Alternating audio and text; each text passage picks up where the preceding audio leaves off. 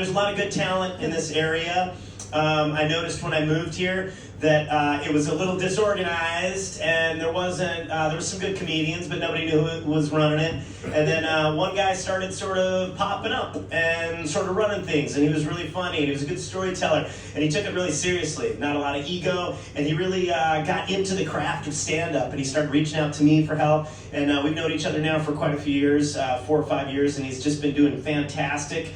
And so I am honored to bring him up here. He's from the Savannah area, and he recently got national notoriety by on Instagram with a collaborative post that Will Smith was involved in. So him and Will Smith got in on this thing, and he got some national notoriety. And then he does a lot of posts about SCAD and works with SCAD quite a bit. And he's a good friend of mine. So please welcome, if you would, the very funny Mr. Eric Bailey, ladies and gentlemen.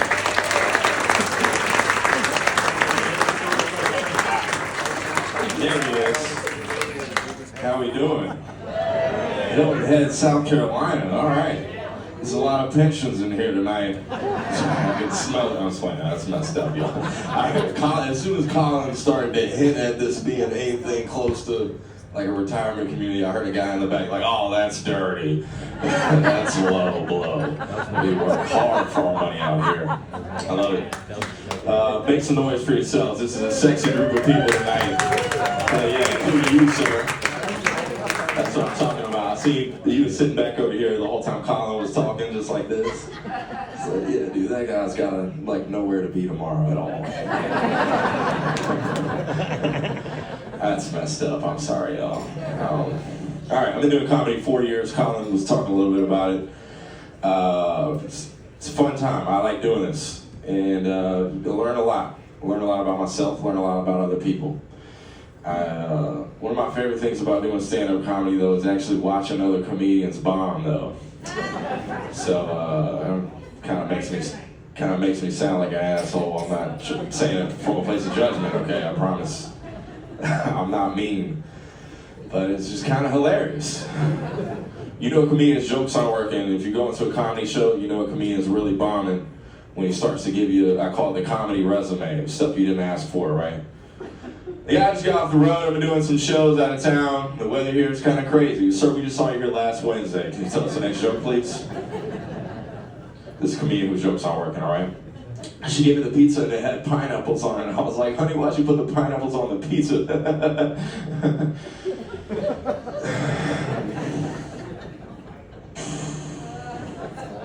Yeah, I just got off the road. I've been doing some shows out of town. Really, here it's kind of crazy. I've been single for 4 years. I don't know if that's a coincidence. I've been single and been doing comedy for the same amount of time. Oh, whatever. Somebody's like, "Aw, any single ladies in the house tonight?" She's like, "Yeah, hello, okay. I'm looking for an older woman in my life." What's your name, ma'am? H? Paige. Okay, Paige. Yeah. How long you been single, Paige? 9 years, all right. I've been single 4 years. Can anyone beat 9 years? All right, we got somebody who can beat 9 years. How long you been single, ma'am? 32 years. She's getting applause. She's getting applause for being single for a long time. I like it. That's awesome. All right, we'll talk after the show. But it's tough being single in this day and age too. In 2025, you know, I'm a stand-up comic. I can't keep up with the careers of a modern woman. I can't compete. Hey girl, how you doing tonight? You look really pretty. What do you do? I'm actually a brain surgeon. I have a travel log on the side with 20 million YouTube followers, and I'm also an air traffic controller, and I rescue dogs from burning buildings on the weekends. What about you, Eric? Let's change the subject, okay? I just got off the road. I've been doing some shows out of town. Really, it's kind of crazy. What do you hate the most about being single 32 years? What do you hate about it the most? Nothing at all. Alright, no, that's not going anywhere. I thought we might bond over the woes of being single for a moment, but she's like, no, Eric? We like it over here. Yeah, this community, wherever this place is. Collin was talking about this Will Smith thing. I don't know if y'all ever heard of Will Smith, but so I heard a few of y'all like, whatever. I felt the same way for a while. I felt the same way. You know, I'm a stand-up, right? And you know, a couple years ago, Chris Rock got slapped really hard by Will Smith on stage at the Oscars. And you know, a lot of people judged him for that. I was one of them, just like y'all. I was in the comments on social media, just typing everything, you know. You're not supposed to storm the stage. Will Smith's a jerk. Until that joker posted me on his Instagram, now I'm the biggest Will Smith fan of all time. Sorry, my fan of your work. I've been following you since I was a child. Please DM me back. Fresh Prince of Bel-Air is my favorite show ever. If I see Chris Rock on these streets, I'm gonna slap that bitch in the next Tuesday. Okay? All right, now we're having fun. What's up, sir? How you doing? You doing okay? What's your name? One more time? Carrick. All right, I'm fucking up all of y'all's names. I'm messing up everybody's names. Hey, I need a hearing aid. You gonna let me borrow your hearing aid? No? You gonna? Oh. She's like, here's my hearing aid. It's been a wild year. Positive note was the Will Smith thing. On the more stressful note, the election. I'm just kidding.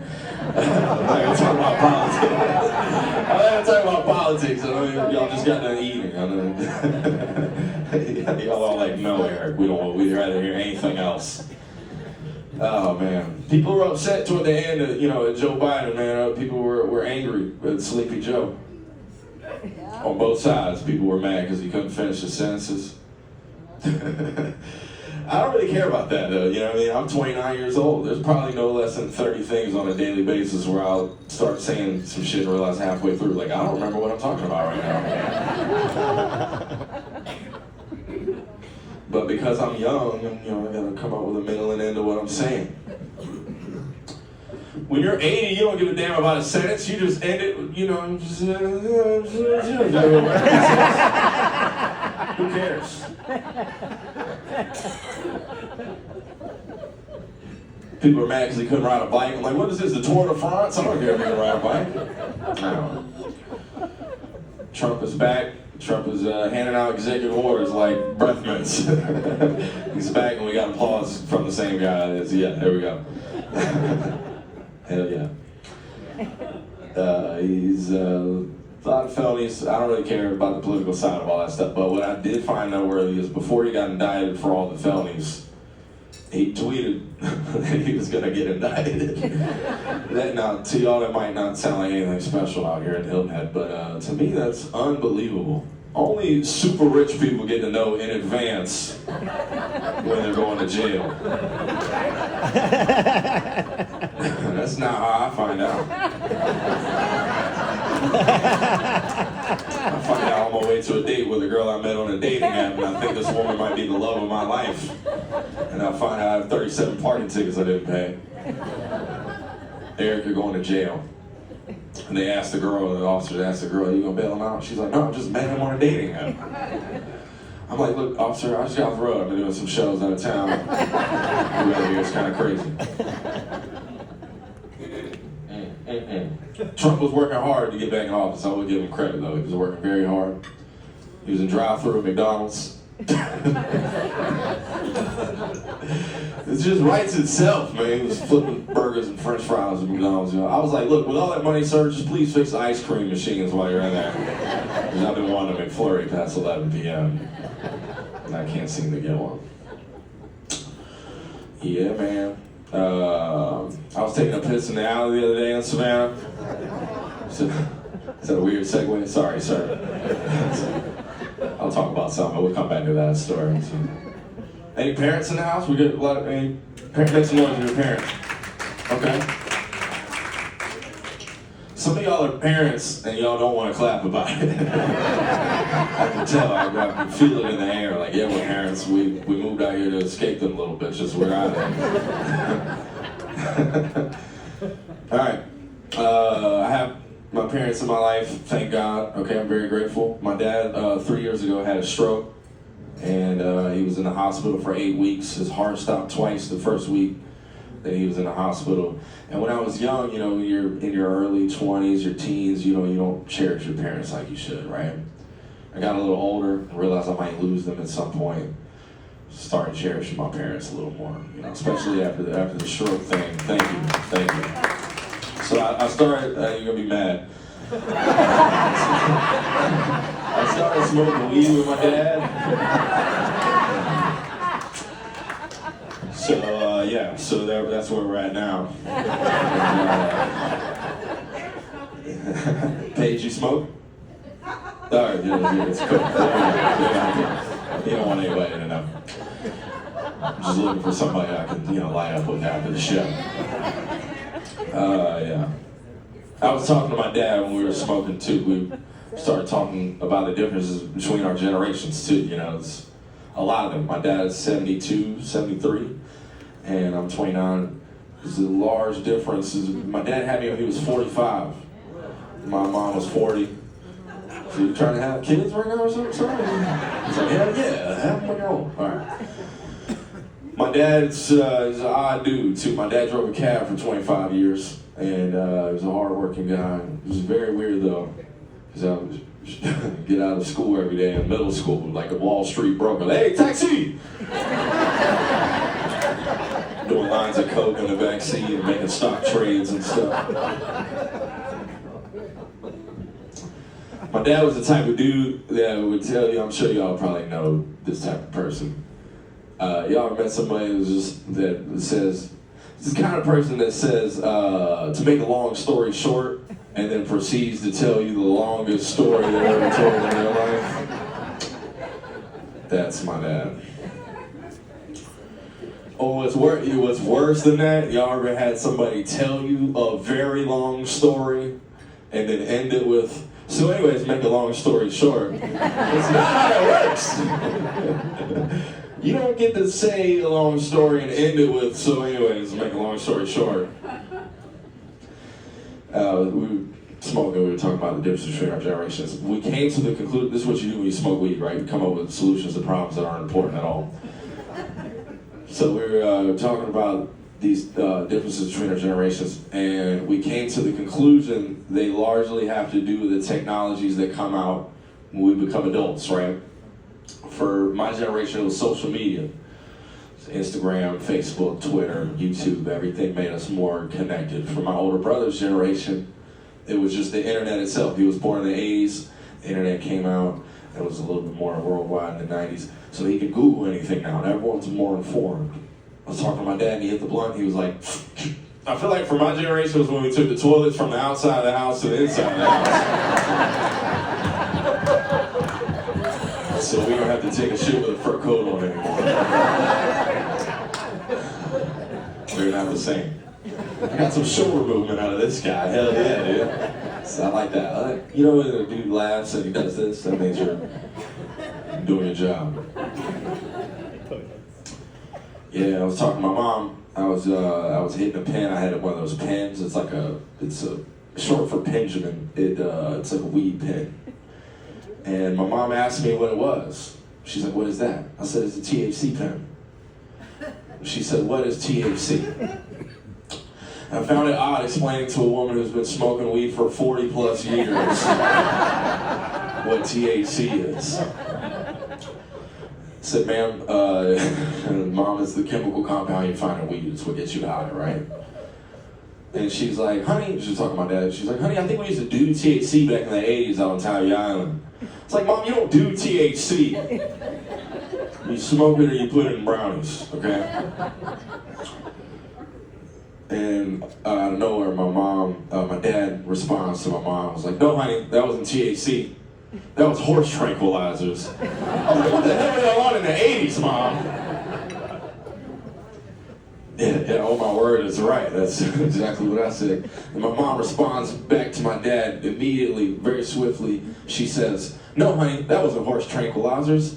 That was cocaine. I was like, what the hell were y'all on in the 80s, Mom? She's like, honey, that wasn't the 80s, that was 1996, that was the year you were born. I was like, oh my God! This is why I keep forgetting my sentences, man. I was a crack baby, and I didn't know. So anyways, I was taking a piss in the alley the other day in Savannah. Because that's where you're supposed to pee in Savannah, in the alleys. You ever hanging out in Savannah and you need a place to use the bathroom. I got friends that come in town, they complain about the smell of horse piss in the streets too, because we had a lot of horses and buggies in Savannah. It's a very historic town. And I'm like, look, that's not horse piss, y'all, that's my piss. Did I gross you out? I'm sorry. It was weird because it was like I was pissing and it was two girls walked past the alley and I knew one of them was a friend of mine. And most people would just, you know, I'll talk to her later. I'll catch up with her another time. But not me. I was like, hey, what's up, Brittany? How you doing tonight? You doing okay? What's going on?